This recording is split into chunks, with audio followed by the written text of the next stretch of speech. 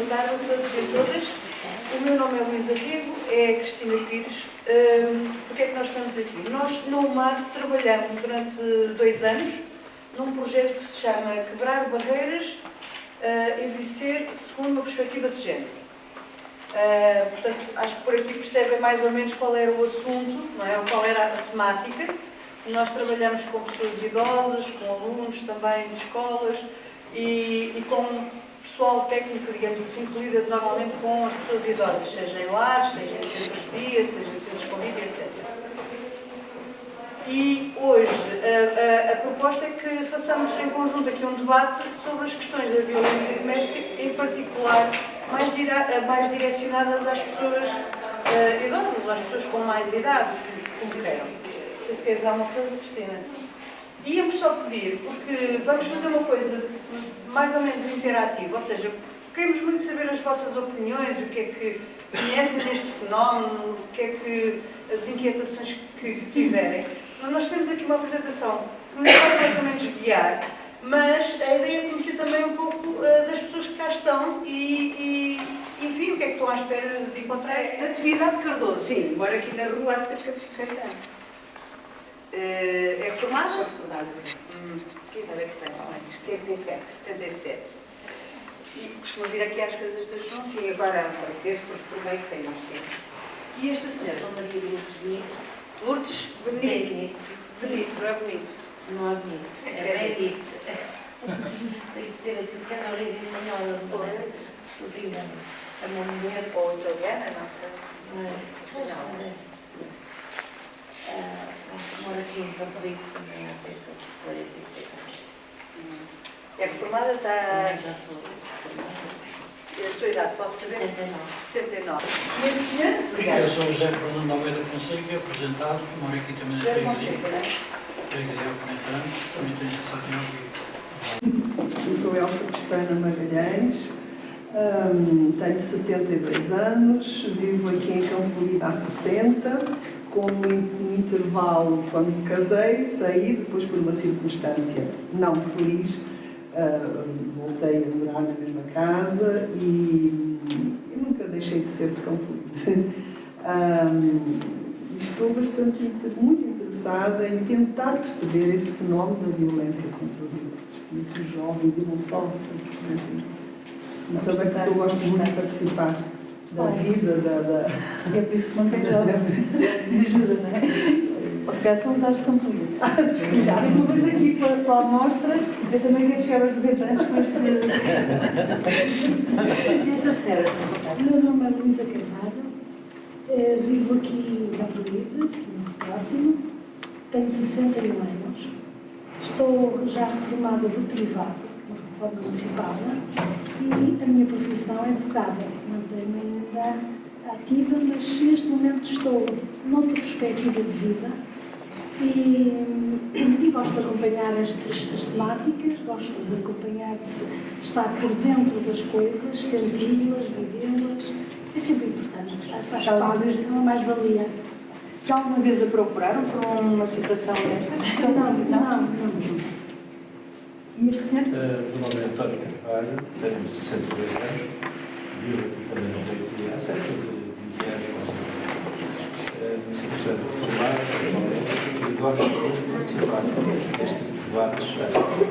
Está contente que a junta agora faz? Acho importante este tipo de debates porque consciencializa mais as pessoas sobre este problemático que cada vez é maior e mais grave. E esta senhora chegou agora, você perguntou o seu nome, a sua idade? Desculpe, Danina? Silveira. E mais?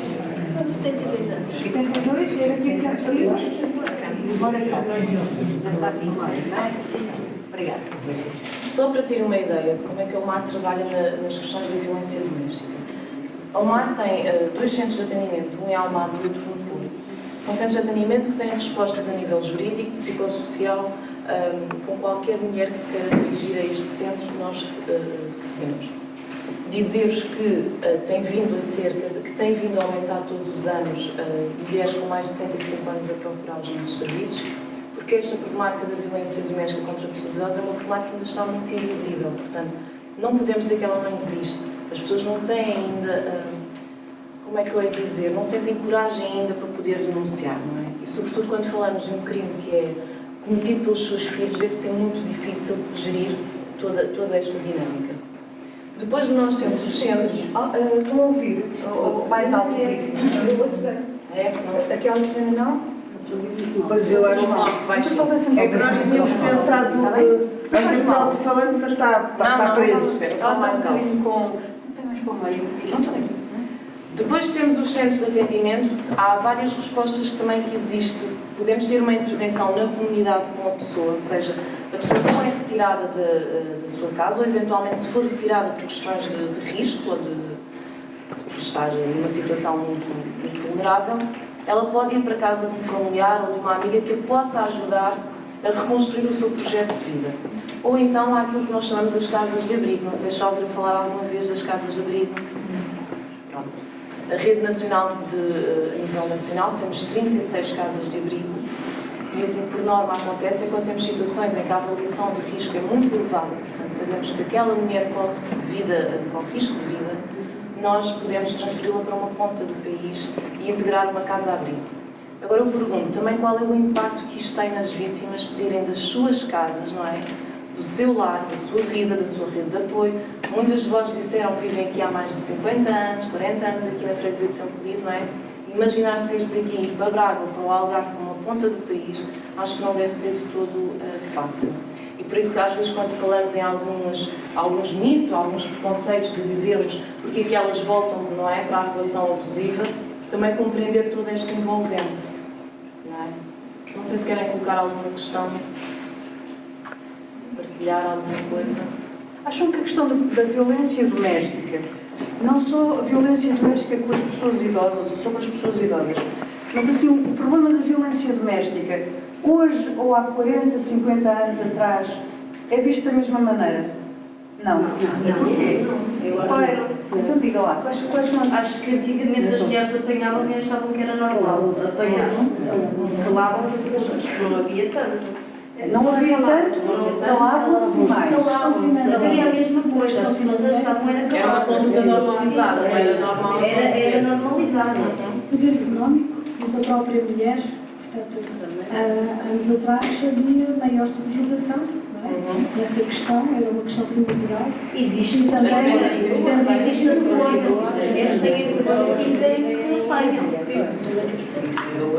Existe um vizinho que diz, olha, ela faz por merecer. Existem muitos casos complicados. Isso é toda a questão de mentalidade, que se vai desenvolvendo, porque antigamente, toda essa estrutura familiar tinha sempre o homem num pedestal, não é? Ele mandava, era quase o dono de...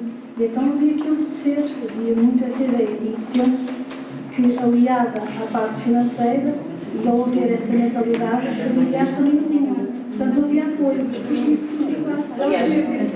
Aquelas coisas, qualquer coisa que eu não ouvi sobre este assunto também. Mas eu não tenho qualquer coisa em dizer, não se ouve física e psicológica. Eu sei, Estou a ouvir. eu sei, eu não tenho qualquer problema de qualquer que sei dizer, mas não é nada fácil o facto de nós queremos denunciar e ao denunciarmos aquilo que nós podemos correr, o risco que nós corremos, portanto não é nada. É que esta é uma questão da Eu fui vergonha. vítima de violência doméstica física, psicológica, e não sei se é pior a física, se é pior a psicológica. É a questão da vergonha também. Não nunca tive vergonha. Nunca tive vergonha. O meu receio era sempre de pedir ajuda a alguém e, de facto, depois sofrer as consequências, não é? Aliás, ainda ontem na televisão, ainda hoje estava na Teresa Almeida, quando estava a dar no programa da TV da Fátima Lopes. Eu não sei se vocês tiveram lá alguém a representar. Sim, tivemos lá Pronto, estive a ouvir uma coisas, de facto, muito interessantes. Não, é porque, de facto, na realidade. uma das Nós vamos nos respostas... queixar, não é? Vamos à polícia, depois nunca sabemos, nós não nos sentimos protegidas, não é? Porque, entretanto, o agressor é identificado e depois fica a saber que nós fomos à polícia, portanto, nós ficamos ali. é difícil às vezes percebermos o que é que vai acontecer a seguir. Se isto vai disputar, não é? Tem uma maior severidade da violência, ou se até pode retrair a conduta violenta. É muito difícil avaliar As pessoas têm muito poder sobre nós, portanto, jogam muito a nível e podemos ser uma pessoa que recebe a carta e logo a seguir, não é? Pronto, pode aumentar a escalada da violência. É muito complicado. O que nós defendemos em certa parte é, existindo estes centros de atendimento, o MAR, a APAV, a MCV, a PARMOS, não é? É possível nestes centros de atendimento também fazer uma denúncia. Ou seja, a técnica pode fazer uma denúncia com a vítima, que é depois conduzida para o Ministério Público. O que é que acontece? A diferença é que depois é também feita uma avaliação de risco. E aqui também vamos controlando os passos seguintes da denúncia, como é que as coisas estão a correr, não estão a correr, há contactos telefónicos que são feitos, portanto, é avaliada toda a rede familiar que a pessoa tem, se é preciso retirá-lo e colocarmos no alojamento de emergência, portanto, não é só ir à esquadra e pronto, o processo depois segue com todos aqueles trâmites. Portanto, o que nós dizemos é que muitas vezes pode recorrer aos centros de atendimento. Esta questão da diferença de géneros, não é? Do antigamente para hoje, não é? Quer dizer, não sei se será ainda muito diferente em algumas famílias, não é? Em algumas ainda muito conservadoras, pronto. Antigamente o respeito ao pai e a seguir a passagem de testemunho da mulher, por assim dizer, ao marido e depois o respeito ao marido, não é? E a todos os direitos que eram dados. E esta questão da dependência financeira é muito importante. Muitas mulheres fizeram uma vida doméstica que não é valorizada. E, portanto, como é que eu agora vou sair de uma relação abusiva se eu não tenho, financeiramente não tenho possibilidades para poder sair? Para onde é que eu vou? Quem é que me vai socorrer? O divórcio era algo vergonhoso. Não é? Nem pensar dizer aos meus familiares como vou divorciar. Se já se divorciar, é porque algo correu mal naquela relação. O que é que tu fizeste?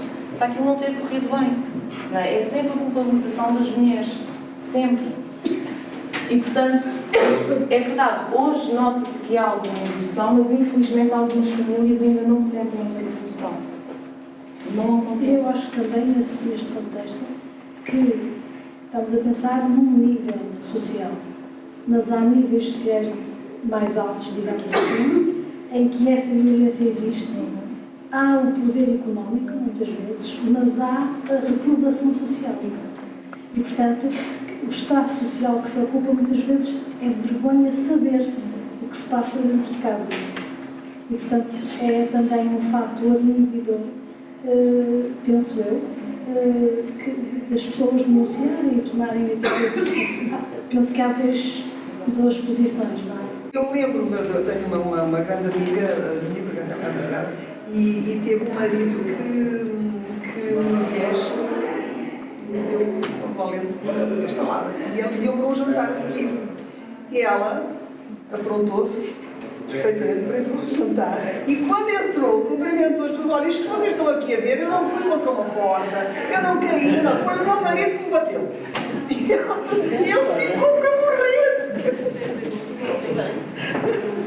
É muito interessante o que está a dizer, porque no fundo vamos ter aquele conceito do que é visível, do que é camuflado, do que é escondido.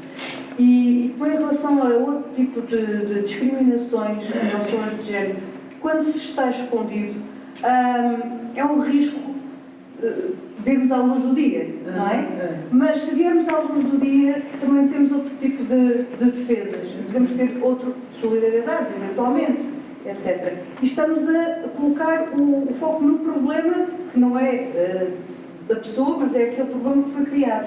E, portanto, no caso do problema da violência doméstica, a diferença entre quando nós fomos ali antes, quer dizer, também ainda agora, não é? Porque vimos que é uma questão cultural e de educação e que umas pessoas podem pensar que, de facto, a violência doméstica é algo de anormal ou anómalo ou de errado, mas ainda há pessoas que, se calhar, continuam a achar com aquela figurinha que está ali, que não sei se vêem, que é entre marido e mulher, não ninguém mete a mulher, não é?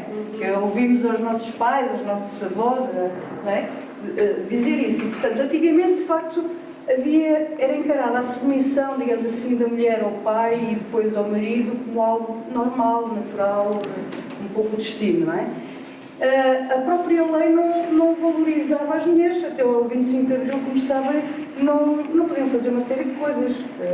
desde a generalidade não votavam, a generalidade, outras tinham que pedir autorização se quisessem sair do país, outras para terem um determinado trabalho tinham que pedir autorização ao marido, etc, etc.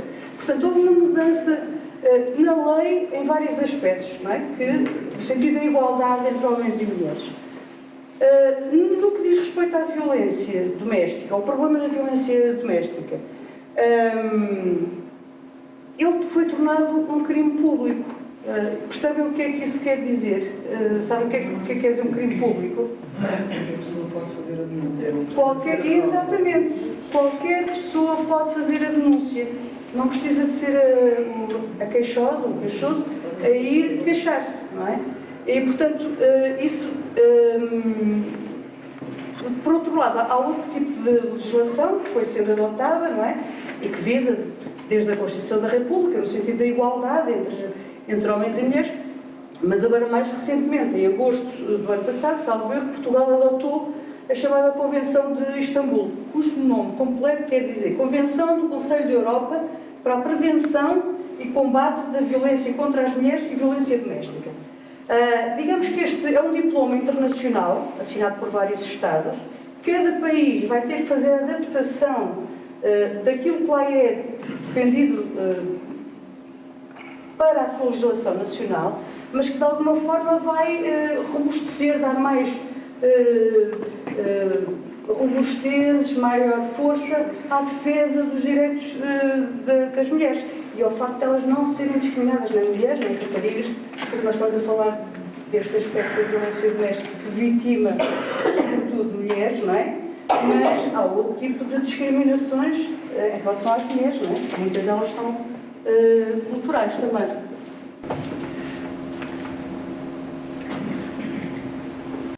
Então, como a Luísa estava a dizer, o crime de violência doméstica torna-se público, não é? Ele está no nosso Código Penal, no artigo 152. Ele em 2000 designa-se maus tratos e só em 2007 é que tem a designação de violência doméstica.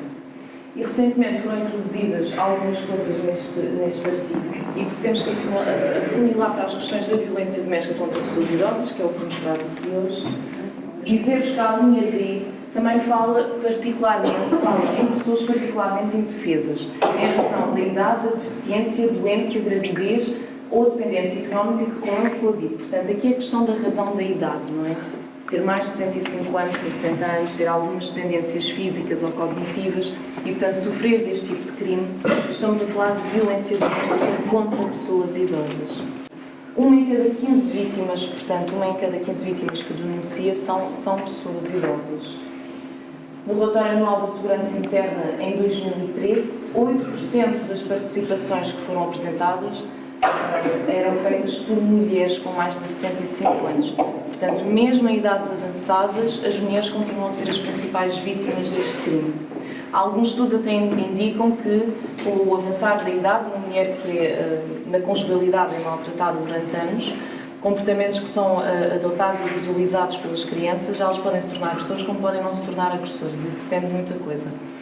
Mas os filhos homens são os que mais agridem as suas mães. Alguns estudos nos indicam isso. Também aqui a questão do género.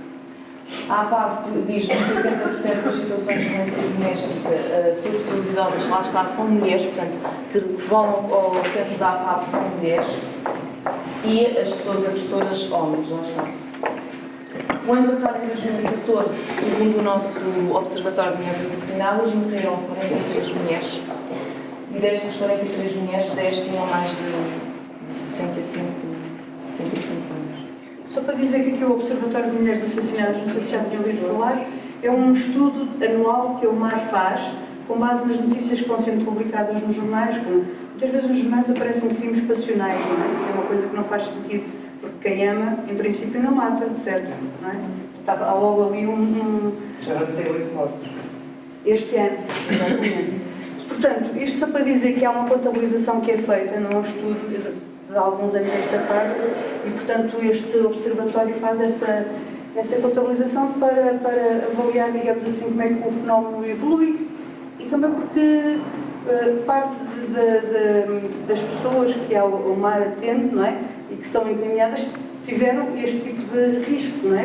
Que é o risco de femicídio, o assassinato de mulheres, digamos assim, Mas eu penso que em Portugal demora tudo muito tempo. Desde o momento que a pessoa faz a denúncia, vai vezes sem conta à PSP, prestar declarações, ao DIAP, ao Ministério Público, até ir ao tribunal, dá tempo para a pessoa fazer tudo. E no fundo a vítima é que tem que fugir com os filhos de casa. E o agressor continua em liberdade e fazer a vida normal. Não é? E além disso, ele sabe que a pena provavelmente vai ser leve, ou vai ficar em liberdade na mesma, uma pena de suspensa, 2 ou 3 anos, e a vida dele continua. E não podem matar à vontade, ou maltratar, que não acontece nada. No nosso país não acontece nada. Há processos por violência doméstica que demoram 3, 4 anos, etc. Mas também é preciso termos consciência que neste momento já vai havendo entidades de recurso, de apoio, que podem ajudar a mulher a fazer a libertação dessa situação, não é, de violência que vivia e reiniciar a sua vida. Quer dizer, nós não podemos, por decreto, mudar tudo, mas podemos, se calhar, ajudar as pessoas a mudarem e a ultrapassarem aquele problema. E, portanto, há estas entidades que nós temos vindo aqui a referir, desde o MAR, à PAP, à MCV, a outras entidades. Depois, no fim, nós damos até alguns contactos, alguns telefones, mas, enfim, para os quais se deve sempre recorrer quando sentirmos que precisamos de ajuda. E que não vamos estar, como aquela senhora, necessariamente sozinhas a fazer esse processo, não é? Agora, é verdade que a maior parte das mulheres, a maior parte, quase a totalidade das mulheres, acaba por sair de casa de família, com os filhos, não é? E quem bateu, quem agrediu, é que lá fica, enfim, e por aí adiante. Eu posso dar uma sugestão. Os casos que eu ouço e que eu vejo, eu sou uma sugestão, temos toda a possibilidade de sair e ir para a minha casa, ficar de mim, mas quantas mulheres não falavam, que mandam uma vida inteira esse trabalho, não é? Muitas delas até só elas trabalham para a casa, o professor nem faz nada. E elas têm que sair do seu lar, com os seus filhos, à meia da noite, à chuva, ao frio, e os senhores ficam sentados a ver televisão.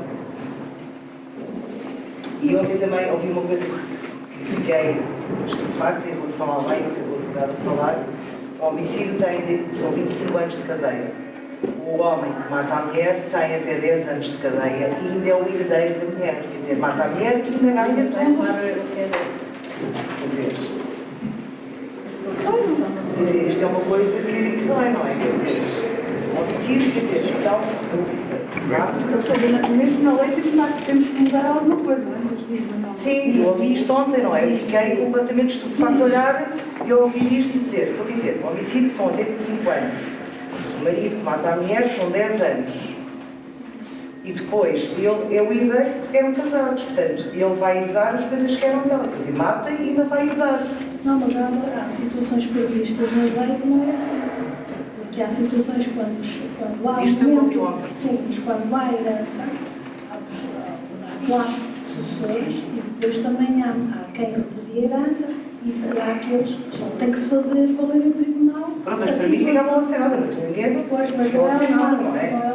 Isto é a mesma coisa que a Tânia estava a falar muito bem, não é? Portanto, a professora até isto, dizer, os tribunais, não é? O senhor brinca, o senhor goza, o senhor faz tudo. Não, e pior, ele faz um jogo a psicológico. que a pessoa fez, que ele recebe do Ministério Público a acusação, sabe as declarações que prestou, e aí começam as acusações novamente, as revisões. Depois, uma coisa que eu já tenho pensado sobre isso, o que se noticia acerca da avaliação de risco, acho que há uma, como em tudo, compreende-se em parte, mas acho que tem que partir, essa avaliação tem que ter em conta dados objetivos.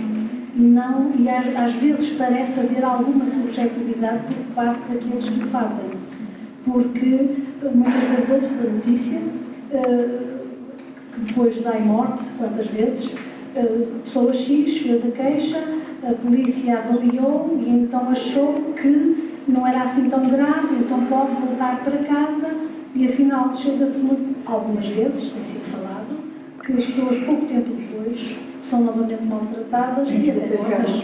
E portanto, a avaliação, penso eu, é uma opinião, mas acho que devia haver, deve haver, mas quem a faz, acho que, eu sei que há falta de muitos meios, há falta de instrumentos, nós sabemos isso tudo, as coisas não se fazem de uma vez, mas quando se diz denuncie, as pessoas para denunciarem, porque as as próprias pessoas acham também, qualquer pessoa da sociedade civil, acho que tem que sentir, acima de tudo, alguma força, alguma segurança.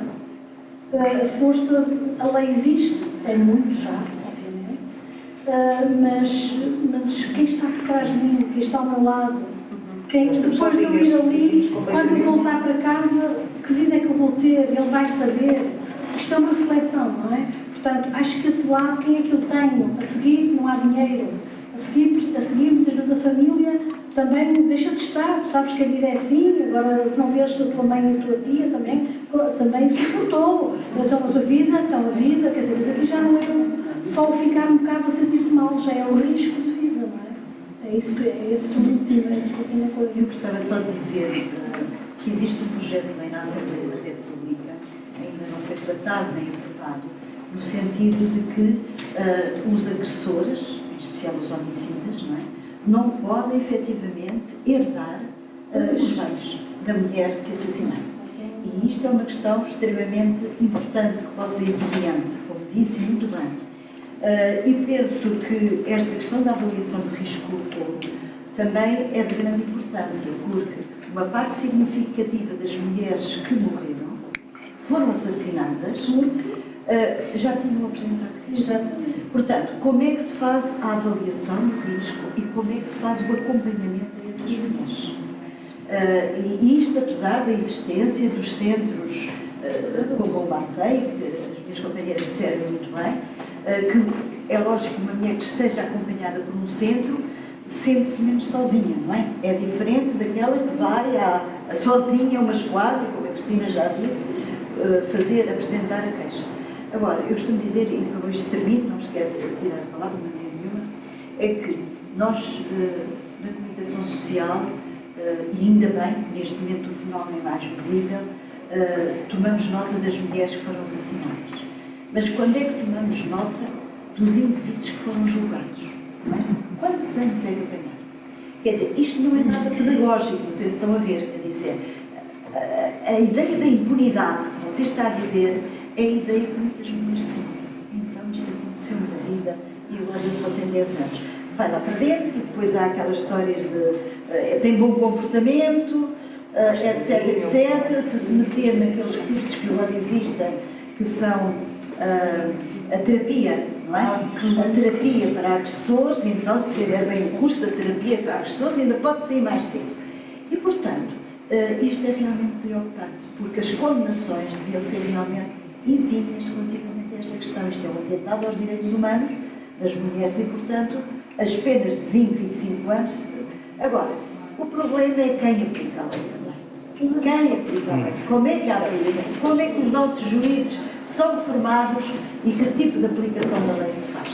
Se a vítima não provar em tribunal que tem que andar a fugir com os filhos e tem um monte de complicações e de ameaças, ainda paga as custas em tribunal, perde o processo e ainda paga as custas em tribunal e o advogado e tudo. É ridículo.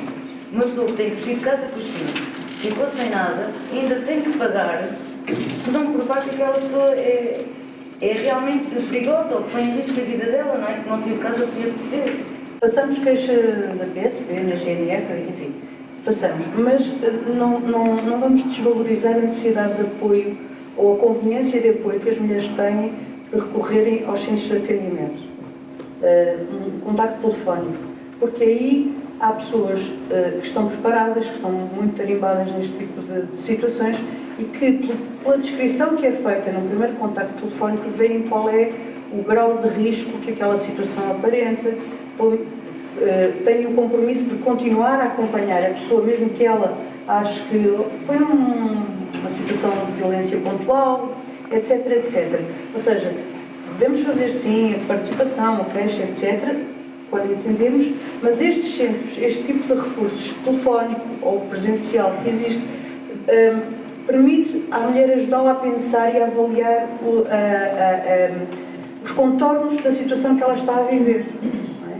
E a depois ter um acompanhamento. Portanto, isso é uma grande... Porque a lei nós não podemos, se calhar, mudá-la de um dia para o outro, nem, digamos assim, a formação dos juízes ou a sensibilidade das polícias, etc. São coisas que demoram mais tempo, não é?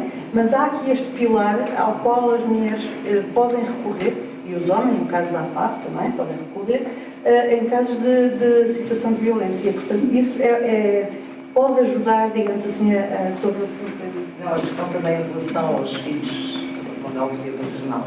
O pessoal sempre gasta, não é? E depois tomam-se aquelas medidas que o opressor, portanto, não pode estar em contato com a vítima, mas entretanto com o poder paternal, como é que a vítima vai até ao agressor ou o agressor vai até à vítima. Portanto, há sempre ali... Sim. Mas essa é outra luta que nós também temos. Vamos diretamente ao agressor. Portanto, nós mães vamos levar, está pelo tribunal de 15 em 15 dias, temos que levar os filhos ao agressor, ou o agressor vai buscar os filhos à vítima. Portanto, nós estamos sempre ali, portanto, de coração. Mas aí entra outra questão, o juízo de valor a quem cabe o poder paternal. Muitas vezes a mãe tem outra capacidade para ter essa tutela, mas porque não tem onde estar, não tem uma casa. Voltamos sempre ao mesmo. A questão económica é diminuta muitas vezes, ou insuficiente. Mas mesmo tendo, cada um tendo a sua casa e que sabe, e o tribunal diz que a criança tem que ser levada ao pai, ou tem que ser, o pai tem que ver a criança de 15 anos. Sim, claro. Portanto, há sempre o contacto. Portanto, mesmo que se tomem medidas, nós ficamos sempre, vamos levar os meninos ao pai, ou o pai vai buscar os meninos. Portanto, é sempre ali aquela textura. O que é que pensam da consulta do professor? Está a ser cada vez mais defendida e a ser posta em prática? O acompanhamento feito aos agressores. Sim. Aquela terapia, Aquela consulta, O sim. programa que existe quando, não é? Em Coimbra, por exemplo, está a ser Sim, muito... sim. É assim, as companheiras do Omar que lidam diretamente com a área da violência doméstica não considerem que isso seja um grande, como é que se diz, contributo para resolver o problema.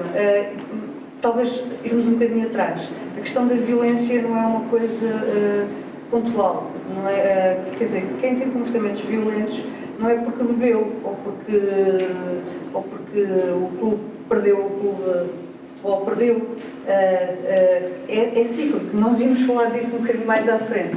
Quer dizer, o processo da violência é cíclico. Há pessoas que, por razões culturais e outras, são mais, digamos assim, atreitas a ter comportamentos violentos. Não é? À partida, poderíamos... Este é aquilo que normalmente nós apresentamos como o ciclo da violência, que é universal, não é? Queres falar um bocadinho de Cristina? Bom, mas só para responder em parte à sua questão, alguns estudos e algumas notícias que têm vindo a surgir vêm-nos a falar muito da ineficácia neste tipo de programas. Portanto, quando saem, a conduta mantém-se, porque é isto que a Luísa está a explicar. Há um comportamento violento, há uma forma de estar numa relação amorosa em que há uma relação de poder e, portanto, a pessoa agressora só consegue estar na base do poder com a outra pessoa, torná-la submissa, usar diferentes estratégias para atingir os seus objetivos e, portanto, aquilo que nós consideramos que é mais importante ou que é um fator de base é a questão da prevenção. A prevenção da violência nas escolas, nas comunidades. Portanto, promovermos a igualdade de género, reconhecermos que tanto homens como mulheres têm acesso a igualdade de oportunidades e, portanto, eu não posso ter um comportamento violento com uma mulher, nem com um homem, nem com uma pessoa mais velha, nem com uma pessoa mais nova. Porque esta questão da violência doméstica contra pessoas idosas também existe ao contrário, da violência com pessoas mais jovens. E não precisam necessariamente ser pessoas crianças ou adolescentes, podem ser pessoas mais jovens, de 30 anos, etc. Temos de nos aprender a respeitar, não é? Só que estas questões de... lá está, fomos educados e educadas de forma diferente. E, portanto, nós fomos educadas, mulheres, para ser submissas, não é? Por exemplo, a questão do ciúme, muitas vezes em escolas nós ouvimos as miúdas dizerem-nos se ele tem ciúmes é porque gosta de mim. Porque se não tivesse ciúmes, não se estava a preocupar comigo. Ele está a ver um telemóvel é porque se preocupa comigo se eu estou a conversar ou não com outro rapaz. Igual, ele gosta de mim. E quer dizer, isto ainda é tão difícil de desconstruir com elas, não é? E de construir com elas um amor próprio. Primeiro estou eu, está a minha individualidade, está a minha personalidade e depois sim tenho uma relação com uma outra pessoa que é partilhada de forma igual. Agora, aquilo que nós também verificamos no ciclo da violência, não sei se já ouvi, se certamente já terão ouvido no ciclo da violência, não é? No início de uma relação amorosa, portanto, há estas 3 fases em que, portanto, percebemos que há uma fase de tensão, em que as coisas começamos a sentir que estão a correr mal. Onde é que tu foste? Mas porquê que só chegaste agora, se já tínhamos combinado há uma hora atrás? Mas estiveste ali naquele café, mas não dizias que ias não sei com quem estudar para a biblioteca? Portanto, começa o clima de desconfiança, não é? De tentar perceber onde é que a pessoa esteve. E a seguir vem a fase das agressões, que é quando pode agredir de diversas formas, física, psicológica, etc. Tudo aquilo que possamos imaginar neste contexto. E a seguir vem a fase da lua de mel. Portanto, desculpa-me, não queria fazer isto, não era a minha intenção, não era assim, eu estava chateado, estava aborrecido, e isto também acontece nas situações de relação que se estabelece com as pessoas mais velhas, não é? Portanto, uma relação de poder. Portanto, eu estabeleço uma relação, vamos imaginar, uma tia-avó com 105 ou 100 anos, eu estabeleço uma relação com ela e aos poucos vou ganhando a confiança, não é? Vou manobrando, manipulando, influenciando para atingir os meus objetivos. E depois eu peço desculpa, porque como estou num início de relação ainda com ela muito íntimo e, portanto, peço desculpa. A dada altura, o que nós verificamos a longo prazo é que as relações abusivas deixam de existir a parte da fase da lua de mel. Porquê? Porque nem tanto a pessoa agressora já não precisa de pedir desculpa, porque nem a vítima já acredita que aquilo vai mudar. E, portanto, estamos sempre na fase de tensão e na fase de agressão. E às vezes pode originar estes processos de saída, não é? O limite da situação e sai da relação, ou estas situações mais trágicas do feminicídio. Não sei se querem colocar alguma questão. Eu gostava de saber se pode explicar em que consiste a dita consulta do agressor. Estes programas diferem às vezes de região para região. Por exemplo, nos Açores, aquilo que nós sabemos desse programa é um programa em que inserem também as mulheres num processo de mediação. Exatamente. Ora, o que é que isso quer dizer? Que as mulheres também vão estar, de certo modo, implicadas nessa terapia do agressor. Então, muitas vezes há uma certa culpabilização das mulheres porque elas não deviam responder. Porque é que responderam? Se tivesse ficado calada, ele não entrava logo em paranoia, não é?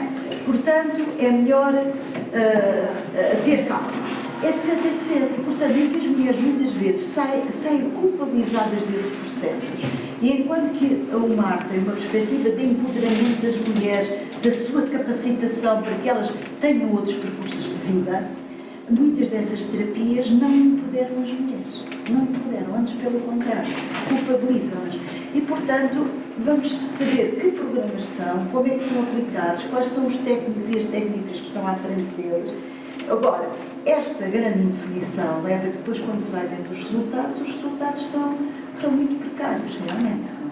Agora, nós não podemos dizer que os homens são naturalmente agressores, não? É lógico, há aqui razões sociais, contextos, não é? Culturais, como a Luísa disse muito bem, em que isso tudo se processa e que realmente a mulher é como se fosse a propriedade do homem, como elas dizem, não é? E, portanto, a partir daí ele não quer perder esse poder, essa propriedade que tem. Então isto tem que ser trabalhado de outra maneira. Não pode ser trabalhado, às vezes, apenas na parte psicológica. Tem que ser em termos culturais e não apenas a parte psicológica. É um problema de se analisarem as relações existentes na sociedade. Por isso, esses cursos dão, não dão, sei. Às vezes, este propósito, levanta-se na tua questão a educação desde o princípio. Por isso é que a Cristina apontava a questão da prevenção. Porque hoje em dia, há assim um estudo recentemente, em que uma série de jovens do ensino secundário acham natural que quando vão ter uma rapariga vai ter com um namorado e acham natural que ele pegue no telemóvel e vai ver as mensagens que tem. Ou coisas assim, acho isso natural. Pronto. Não acharia natural que fossem ver as mensagens no telemóvel. Acham que, ou que fossem abrir a vossa carteira para ver o que é que lá tem, se tem, acham, não é? Ou abrissem a vossa correspondência. Seria natural? Eu fiz. Portanto, é aquilo que é preciso trabalhar, de maneira que as novas gerações não considerem que isto que é natural, que é uma coisa boa, que é sinal de confiança. Não, é o contrário. Não é? é estar a entrar num espaço que deve ser privado e que eu, se quiser, sim senhora, tomo logo o telemóvel outra vez, mas não é, porque começa-se assim, qualquer dia não sais de casa, e depois se não sais de casa tens de estar, etc. Desculpa interromper, vi um estudo feito na América, não foi em Portugal, que a maior parte dos casos de violência doméstica começam no namoro, na adolescência. Elas ainda não casaram e já apanham no namorado e acham normal, porque eles gostam delas, porque querem que elas não saiam dali, que não tenham amigos, é porque querem elas de perto. E começa na adolescência. Eu acho importante que nas escolas os miúdos começassem a aprender que é errado bater e controlar, que isso não é amor e que não é um namoro saudável. E devia-se começar logo no princípio, não é depois em adultos. A forma como brincam, como os pais acham natural ou não, ou insistem ou não, até a diferença do brinquedo, a forma como brincam, as apetências, as pessoas que não brincas com o boneco, tu és um rapaz, aquelas coisas, aquelas ideias feitas, não é? Que não há violência sem haver discriminação subjacente, não é? E, portanto, a discriminação é tudo. É o que eu penso, é o que eu acho, é como movimento, e, portanto, em criança, começa logo aí. Às vezes dizem, vamos crescer a escola, claro, tudo é um processo, mas dentro de casa, nas pequenas coisas, os pais também têm que, ao ensinar, têm que ter presente, ou devem procurar ter presente, porque isso é uma forma de, quando crescerem, já não estão formatadas para o tal poder masculino. Até na forma de falar, que nós hoje vemos, na gramática, eles, é ela e ele. Já viu os meus filhos, eles e elas. Não se diz os meus filhos e as minhas filhas, não é por acaso que às vezes ouvimos nos discursos portugueses, portuguesas, mulheres, homens, exatamente para marcar. São os dois, porque fica no ouvido. É tudo isto que segue um processo no nosso desenvolvimento, que depois crescemos e há um status mental, há um quadro mental que a pessoa cresce e aceita. Como é que se pode valer uma mulher? As mulheres que, por exemplo, querem encobrir que levam tarefa do marido, por exemplo, como é que podem? Se elas querem encobrir o marido, quer dizer, elas levam a tarefa. E quando alguém amigo quer valer e quer denunciar o marido que bate e não sei o que, a própria mulher pede que não quer e quer continuar a apanhar. Está a falar do nível social. Como é que isto se explica? Eu não tenho solução para isso. Não tem? Não tenho. Bom, eu acho, mas é verdade. Eu gostava de ter, sabe, eu conheço um caso assim que quer valer e não consigo. Sim. Mas a própria pessoa diz que não, e pede tudo e chora. Exatamente. Leva tarefa, vai ao hospital, esconde-se, etc. Esconde, caiu, bateu com a cabeça, às vezes não sei quem mais, e não, é ele. E volta a bater, e volta a bater, volta a apanhar, não quer de modo nenhum que se diga. Eu acho que normalmente as pessoas que estão nessas situações têm essa coisa da vergonha, não é? do público, mas as pessoas que são amigas o que podem ajudar, além de. Mas como? As pessoas que são amigas, além de ouvirem e de acompanharem a pessoa, talvez possam conversar com ela e ajudá-la a perceber que de chapada em chapada pode-se morrer. Percebe? E, portanto, o risco de vida, o risco que as pessoas correm, para além do risco patrimonial, o risco, enfim, vários riscos, pode, às vezes, ajudar a acordar o limite que a pessoa tem. Porque eu também conheço casos desses, não é? Esses casos acontecem. Agora, a saída de casa dos próprios filhos por não suportar esta situação, acho que mais nada as fazem por. O que eu acho é que não se devem abandonar essas pessoas. Não, por mais que elas abandonar no sentido de cansar-nos de ajudar ou de apoiar. Não, é fácil de trás. Mas sim, uma situação muito complicada, que é, eu entendo que se eu tiver conhecimento que uma mulher é vítima de violência doméstica, eu sinto que tenho a obrigação depois de falar com essa Rita, sobretudo sendo amiga, mas sei que ela continua a ser vítima de violência, eu efetivamente acho que é um problema muito complicado, mas eu sinto que se calhar tinha a obrigação de, para os telefones que nós sabemos que existem, apresentar esta situação. Há uma pessoa que é vítima constante de violência doméstica, amiga ou não amiga, a pessoa não quer denunciar, mas eu sei que ela é vítima de violência doméstica e eu não posso calar. É complicado, mas de falar com as psicólogas dos centros de atendimento, de falar com alguém e de expor a situação, o que é que eu posso fazer? O que é que eu posso fazer para uma situação destas, não é? Porque também, é evidente que não somos indiferentes, mas sabemos que aquela mulher continua a ser vítima de violência doméstica e calarmos... Aqui pessoas muitas vezes outra questão, o medo. Porque hoje em dia as pessoas também têm medo do agressor. Este problema. A Teresa queria aqui falar. O que eu estava a dizer é que já fizeram isso e a pessoa nega. Pois é. Exato. A violência doméstica deve ser ensinada logo de criança, porque a estrutura da personalidade da pessoa começa-se a formar logo na escola. E então, se nós, porque isto da violência doméstica, vemos, se a gente tiver daqui a 50 ou 100 anos, isto nunca acaba.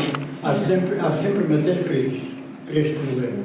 E então, as crianças, por exemplo, uma pessoa que não tem, que a sua estrutura da personalidade não é feita, começa a ter carências de afeto. Portanto, essas carências de afeto manifestam-se depois na idade adulta. Portanto, a pessoa depois começa a namorar, a relacionar-se com uma pessoa e essas carências de afeto começam-se a revelar. E então a pessoa tende a manejar a outra pessoa como um objeto pessoal dele, como se fosse a namorada, como se fosse um objeto pessoal dele. Porquê? Porque essa pessoa, no meu ponto de vista, na idade que devia ter, teve carências afetivas e então vai-se revelando durante a idade, não é? Se vai formando como homem, derivado a não ter poucas carências afetivas.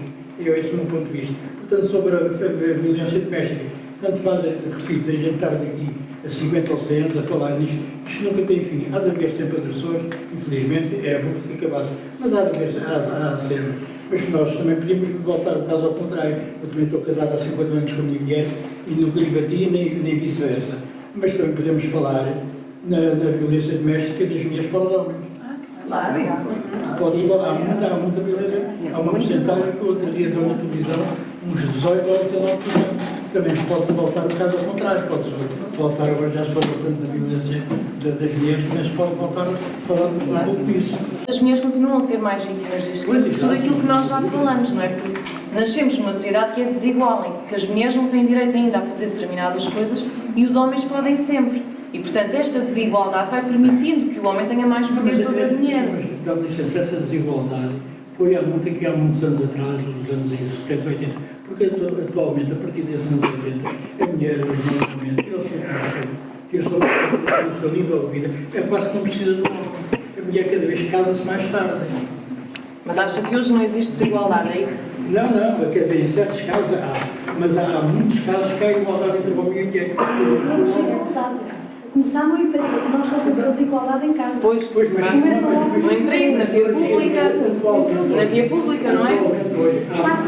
Estão provados, há estudos neste momento, que o salário mínimo nacional só será igual em 2087. Mas certamente que a Junta de Freguesia vai fazer uma solução sobre isso. Não, mas temos que falar da violência doméstica e a Teresa estava à espera para falar. Eu queria. Ainda bem que eu não falei logo, porque eu quis voltar atrás um bocadinho. É uma coisa que nós temos a obrigação de tentar fazer. E tentar fazer os pais, os educadores, que é começar, de facto, na escola, a prevenção. Porque é aí que nós temos que começar, que as coisas não aconteçam depois. E, por exemplo, uma coisa que nós falamos e que não ligamos muito, que é a linguagem. Eu acho que nós temos que ter em atenção a linguagem que se fala, porque nós falamos sempre no masculino. E se nós começarmos a falar, e isto tem a ver, por exemplo, com o que nós escrevemos em qualquer sítio, excelentíssimos senhores barra senhoras, ou excelentíssimas senhoras barra senhores, e aí ter sempre uma linguagem masculina e feminina, porque isso é importante enquanto as crianças vão crescendo e vão formando a sua personalidade. Nós temos que mudar algumas coisas e aí temos que ter, de facto, atenção às coisas que começam desde muito pequeninos, porque as coisas já em adultos depois demoram, de facto, o seu tempo. Mas temos que apostar na prevenção. E as escolas, e eu quando falo nas escolas digo, os pais fazerem alguma pressão nas associações de pais, na escola, pedir que haja sessões de esclarecimento, por exemplo, sobre a violência doméstica e sobre a violência de género nas escolas. Todos nós temos essa responsabilidade. E, portanto, todos nós, e se tentarmos fazer isso, e se nós, com os filhos na escola, tentarmos fazer essa pressão, isso também é importante. Então, pegamos na deixa, que é na escola que se começa, que é em casa, mas também na escola. E na escola temos que ajudar a formar os jovens, sensibilizá-los para as questões da igualdade na linguagem, da não violência, etc. Só para dizer que o MAR tem um projeto que se chama Encontros em Igualdade. Está aqui a companheira que é responsável por esse projeto, que vai às escolas a pedir justamente falar dessas questões. Portanto, não queres falar? Este projeto do MAR vem na esteira de todo um trabalho contínuo que o MAR tem feito há muitos anos desta parte, justamente com esta preocupação da sensibilização dos mais jovens, das crianças e dos jovens para estas questões da igualdade / desigualdade de género. E o MAR tem estado sempre disponível para isso, e vamos às escolas e trabalhamos com crianças e jovens de todas as idades, desde o pré-escolar até às universidades.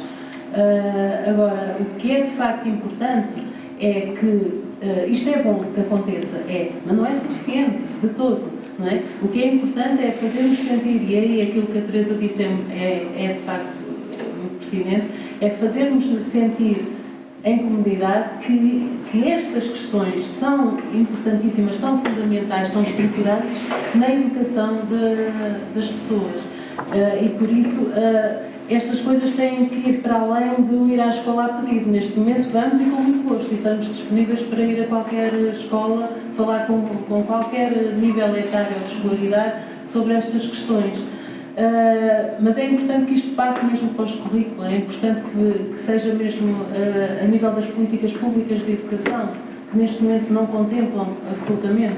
Neste momento o ensino obrigatório, o ensino básico obrigatório, tem uma disciplina que se chama Educação para a Cidadania, que é uma disciplina que fica em aberto, e cada docente que tem a sorte ou azar, porque alguns confessam mesmo que tiveram o azar de cair aquela disciplina nas mãos, ficam sem saber muito bem o que estão a fazer, e ali cabe tudo e nada ao mesmo tempo. Portanto, estas questões têm que passar a ser políticas públicas da educação, tem que ser uma preocupação comunitária.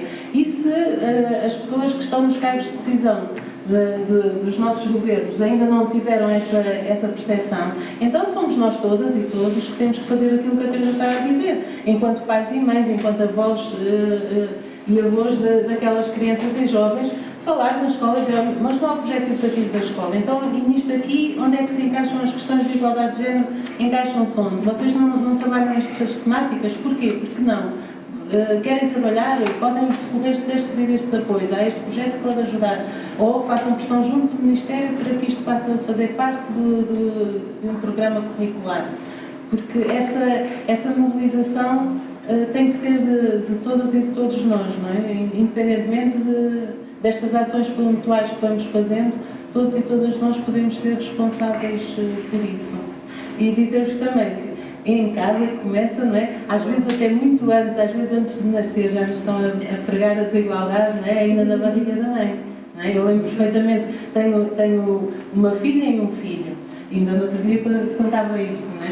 E nas ecografias, para verem se era menino ou menina, as reações do obstetra eram completamente diferentes, porque quando o menino se mexia muito, era, tem aqui um rapaz forte, aquilo é que vai ser um futbolista. Mas quando era uma ecografia na menina, a menina mexia-se muito, como é óbvio, qualquer bebê que está ali dentro no meio daquilo, com a pressão do aparelho, a menina é muito agitada, deve ser muito nervosa. Estas desigualdades começam a contar e temos que ir trabalhando isto constantemente. Eu não queria deixar cair aquela situação que aquela senhora há pouco colocou, não é? Daquela sua amiga que vive aquela situação que estava a falar. Não deve deixar de acompanhar, não deve deixar de estar com ela. Agora é assim, há uma coisa que nós também devemos respeitar, que é aquela pessoa. Ela, antes de ser vítima, é pessoa, é uma mulher, e nós devemos respeitar o seu tempo. O que nós devemos estar é sempre ao lado, porque a mínima coisa que nós percebemos que ela quer sair desta relação, é nesse instante que ela pode procurá-lo, e você é aí que é fundamental, não é? Porque, imaginemos nós, todos os dias a falar da mesma coisa, pode não ser bom. Ela pode se retrair, pode se esconder ainda mais e não partilhar consigo aquilo que ela sente, não é? Mas é estando hipervigilante, ir acompanhando. Esta ideia que a Irene há pouco colocou também é boa, ter alguns contactos que possam conhecer, de um mar, de uma linha de atendimento, em que ela esteja lá em casa sozinha e ele não esteja, ou ela vai eventualmente à sua casa, convida para um chá, qualquer coisa, conversam, e até sensibiliza e tenta procurar com ela, não queres fazer o contacto agora, eu telefono, até posso ser a primeira pessoa a telefonar, porque nós temos muitas vítimas que antes de ir ao nosso centro de atendimento chegam-nos a fazer 5 e 6 chamadas. 5 ou 6 chamadas, e nós temos que as atender e estamos ali com elas, até que elas sintam que é aquele momento que têm que ir ao centro de atendimento estar connosco.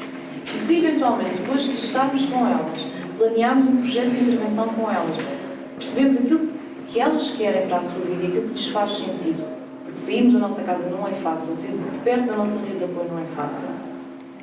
Há uma coisa que eu muitas vezes penso, que é, se as coisas correrem mal naquele projeto e ela quiser voltar para ele, volta. Mas quando ela procurar novamente um serviço, nós estamos lá novamente para estar com ela. Porque o que acontece é que às vezes também temos vítimas que nos dizem que são recriminadas pelos serviços. Que é, você já cá chega e já está cá outra vez? Não teve a hipótese e não aproveitou? Não somos nós que decidimos. Nós somos um serviço e estamos lá quando devemos estar. Nem que aquela pessoa tenha que correr 3 ou 4 vezes. Portanto, talvez ter alguns contactos e tentar sensibilizá-la nesse sentido de estar um dia com ela e procurar, não queres hoje tentar um contacto? Alternamos. Pode ser 15, 20 minutos, na próxima vez até pode ser mais. E procurando, você que a conhece também sabe melhor como é que pode gerir, quais são os horários dele, aquelas a que ele chega, aquelas a que ele sai, não é? Controlar toda esta dinâmica, perceber se ela tem alguma rede de apoio, não sei, se a senhora saberá melhor, mas respeitar também o tempo dela, porque se sufocarmos ela pode mesmo, e aí perdemos, não é? Não nos damos nem uma maneira nem de outra. Sabe o que me parece? Penso eu, não há conhecimento dos objetivos destas associações, destas entidades tão importantes.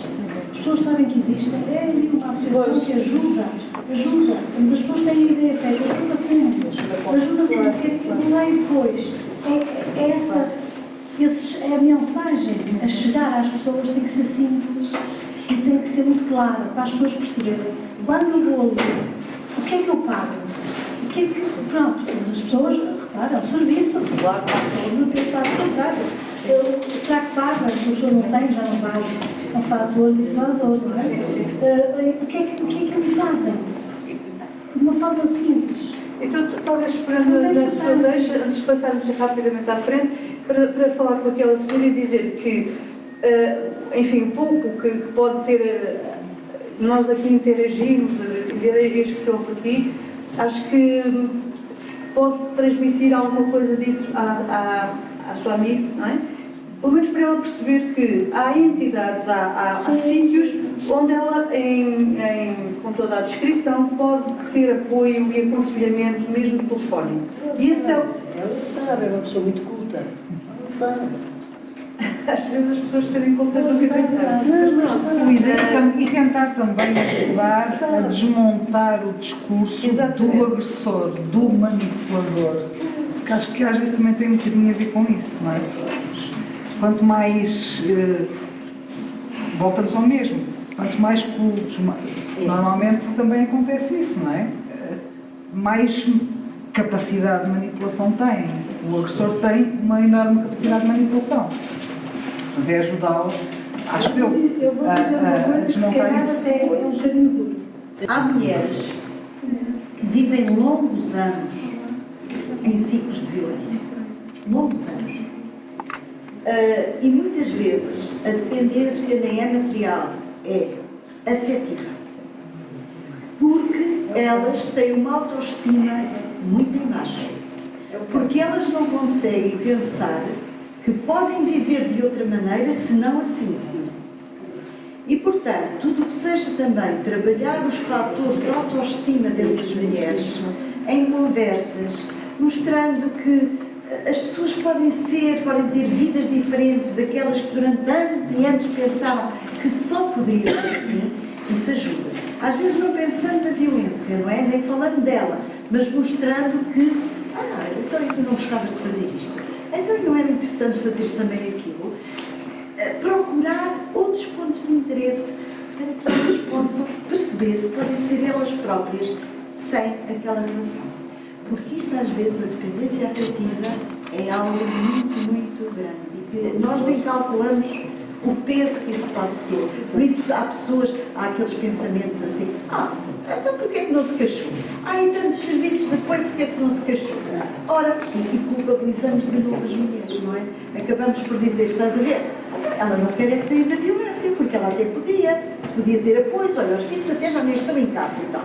Não, é esta dependência afetiva que tem que ser trabalhada nas pessoas, senão elas não conseguem. Até porque o opressor tem um grande poder sobre a vítima. Exatamente. Portanto, faz tudo para nos pôr mesmo bem lá no fundo, isolar-nos das pessoas para que eu não possa contar a B, C, D, à frente dos amigos, faz a pessoa, o marido mais, pessoa maravilhosa, encantadora, e sempre para nos isolar e para nunca termos nenhum tipo de contacto.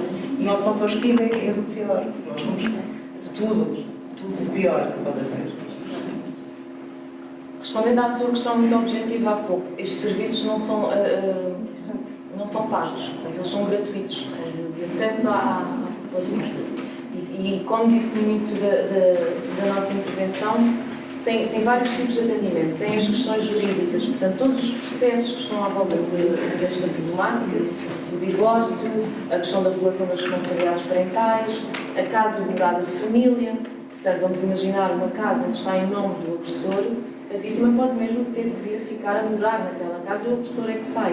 A casa morada de família é outro tipo de processo, exatamente. E há tantos outros processos. Portanto, há um atendimento jurídico personalizado em que, de acordo com as necessidades da vítima, é explicado como é que as coisas se fazem. Portanto, isto é tudo muito técnico. Há também a parte da psicoterapia que alguns centros oferecem. Portanto, consultas psicológicas que são gratuitas e, portanto, a vítima faz uma avaliação de baixo risco da sua situação, consegue organizar-se dentro da comunidade onde vive e, portanto, vai manter consultas psicológicas que também trabalham neste sentido que a Manuela estava a dizer, no melhoramento, na autoestima, da procura de outras coisas na vida que lhe façam sentido para além daquela relação e apenas aquela relação. E há sempre o atendimento geral. O atendimento geral é nós percebermos com a vítima todo o seu historial de vitimização. Onde é que ele começou, onde é que conheceu a pessoa agressora, que tipo de agressões é que ela sofre, para no fim possamos fazer então uma avaliação de risco e planear com ela então o que é que ela pretende deste serviço, o que é que ela pretende fazer da sua vida. E nós aqui trabalhamos sempre com aquilo que a vítima quer, não é com o que nós queremos. Por vezes custa-nos, algumas técnicas custam, também temos as nossas frustrações quando às vezes achamos que o melhor seria assim e ela não quer. Temos que a respeitar, ela não é uma adulta e portanto temos que a respeitar. Temos de saber sempre que ela precisar, nós estamos ali para estar com ela. Agora, eu entendo que não seja fácil, não é? Chegarmos a um centro de atendimento e falar da minha situação violenta, que é íntima, como uma pessoa que eu não conheço lá de novo.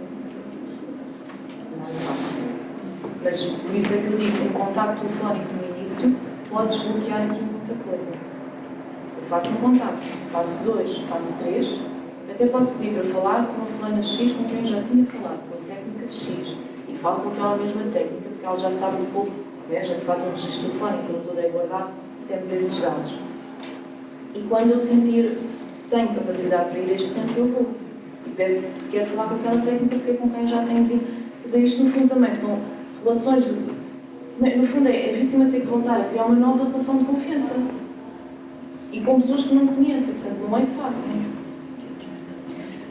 De qualquer maneira, nós queríamos deixar aqui alguns aconselhamentos que são práticos e que vocês, enquanto comunidade e enquanto pessoas possam ajudar uma amiga numa situação que esteja na relação abusiva, há coisas práticas, mas ela...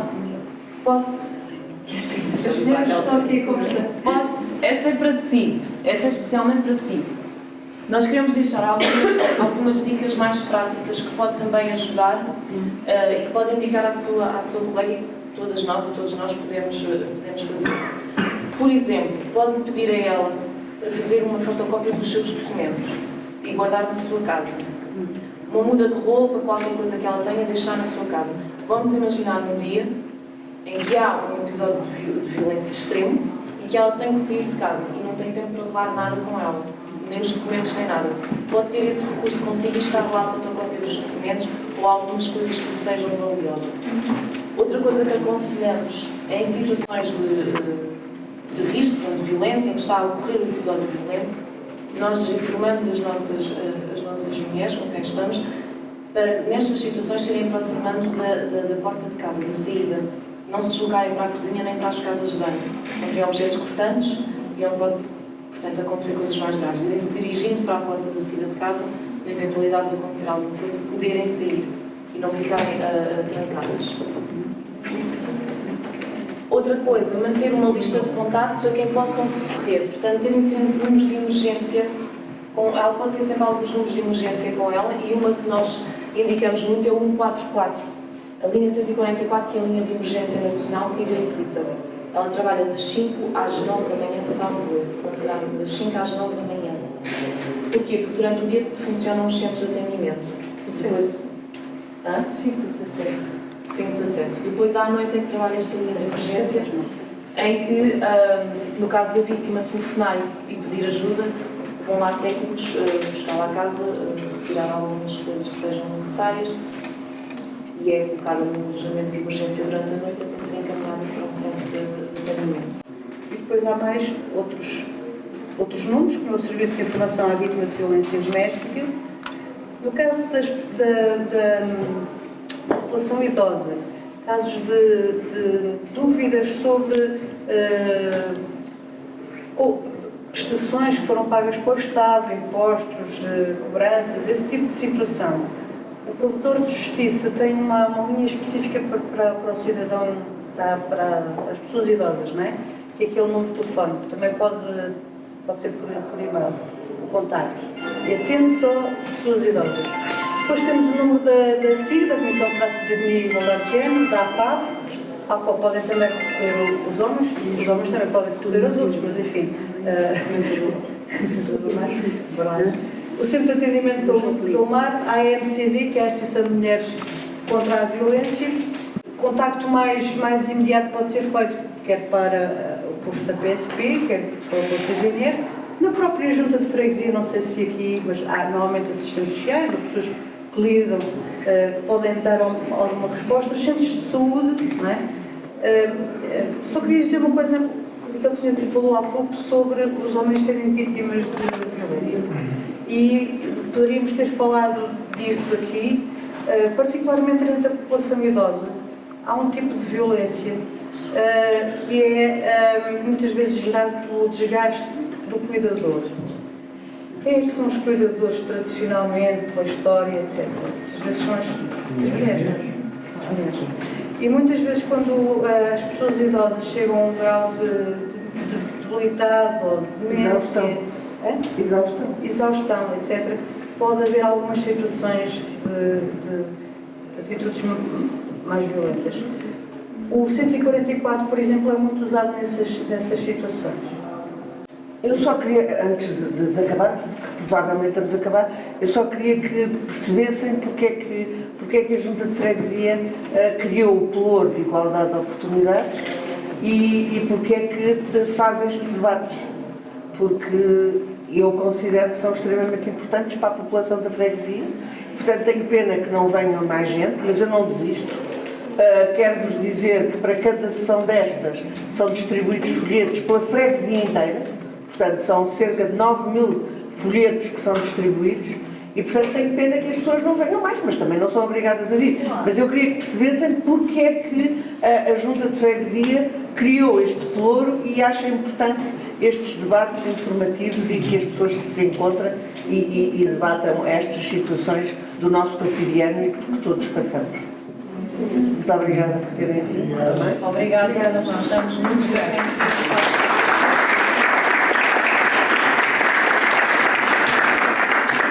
Queria agradecer mais uma vez à Almar, nossa parceira nestas leads, a sua participação e a sua sempre disponibilidade para aquilo que nós lhe propomos e, portanto, estão sempre disponíveis. Já agora, por uma questão também de curiosidade e por ser autarca nesta freguesia, a UMAR foi a primeira associação que abriu uma casa-abrigo em Lisboa e eu tive, não sei como é que é dizer, tive a possibilidade de estar com elas na abertura da primeira casa-abrigo. E isso para mim foi gratificante, aprendi muito e se calhar foi também o ter passado por isso que me deu a oportunidade de agora partilhar determinada experiência que adquiri por ter passado pela UMAR na casa-abrigo.